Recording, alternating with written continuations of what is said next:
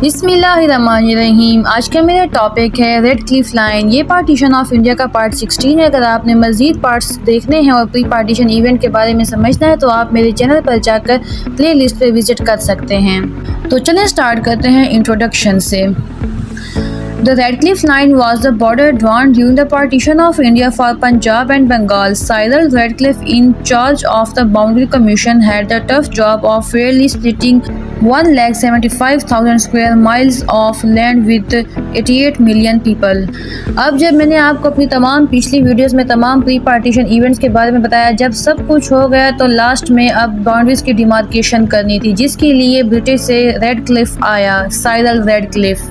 और उस रेडक्लिफ को ये टास्क दिया गया था कि वो पंजाब और बंगाल की बाउंड्रीज को फेयरली तरीके से डिवाइड करे, उसकी पार्टीशन करे, क्योंकि पंजाब में मुस्लिम मेजॉरिटी भी थे, हिंदू मेजॉरिटी में थे, बंगाल में भी मुस्लिम मेजॉरिटी थे, हिंदू मेजॉरिटी थे। तो ये टास्क दिया गया था रेडक्लिफ साइरल को कि वो बिल्कुल फेयरली तरीके से पार्टीशन करे। तो ये साइरल रेडक्लिफ के लिए काफ़ी मुश्किल था कि 1,75,000 स्क्वायर माइल्स को डिवाइड करना, इसके अलावा 88 मिलियन पीपल लोगों को भी डिवाइड करना। इसके बाद रेडक्लिफ लाइन के बारे में आ जाते हैं। Radcliffe Line, initially for Punjab and Bengal, is now often used for the whole India-Pakistan boundary. Besides Punjab and Bengal, the rest of border was not a part of the Radcliffe work. The line was finalized on August 17, 1947. Today, the Punjab section marks the India-Pakistan border, while the Bengal part forms the Bangladesh-India border. अब इसमें ये कहा जा रहा है कि Radcliffe को असल में भेजा गया था इंडिया में पंजाब और बंगाल की पार्टीशन के लिए, क्योंकि पंजाब और बंगाल बहुत बड़े रीजन थे और इसके अलावा बड़ी रीजन होने के साथ साथ वहाँ पर हिंदू और मुस्लिम भी काफ़ी तादाद में मौजूद थे, जिसकी वजह से ये टास्क रेडक्लिफ को दिया गया कि वो वहाँ पर जाके बंगाल और पंजाब की पार्टीशन करें। इसके अलावा बाकी जितनी भी बाउंड्रीज़ हैं पाकिस्तान की और इंडिया की, वो रेडक्लिफ का हिस्सा नहीं था, लेकिन उनको फिर भी रेडक्लिफ का वर्क समझा जाता है। अब इसमें ये कहा जा रहा है कि जो पंजाब की डिवीज़न की थी वो आजकल कहला रहा है इंडिया पाकिस्तान बॉर्डर। इसके अलावा जो बंगाल की पार्टीशन की थी वो आजकल कहला रहा है इंडिया बांग्लादेश बॉर्डर।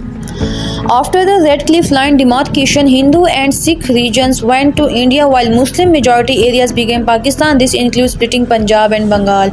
इसमें सिंपली ये कहा जा रहा है कि जैसे ही रेडक्लिफ लाइन की डिमार्केशन होगी, बाउंड्रीज जो हैं वो फिक्स्ड हो गई, तो जो हिंदूज और सिख थे जो पाकिस्तान के टेरिटरी में थे वो इंडियन टेरिटरी में चले गए, और जो मुस्लिम्स थे जो कि इंडियन टेरिटरी में थे वो पाकिस्तानी टेरिटरी में आ गए। और ये बहुत ज़्यादा मोबिलाइजेशन पाई गई पंजाब और बंगाल में वहाँ पर, क्योंकि इसीलिए पार्टीशन की गई कि वहाँ पर हिंदू और मुसलमानों की दोनों की तादाद बहुत ज़्यादा थी।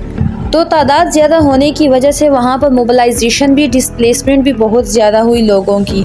इसके अलावा सिंपली ये मेरा था आज का टॉपिक रेडक्लिफ, और ये पार्टीशन ऑफ इंडिया का पार्ट 16 था।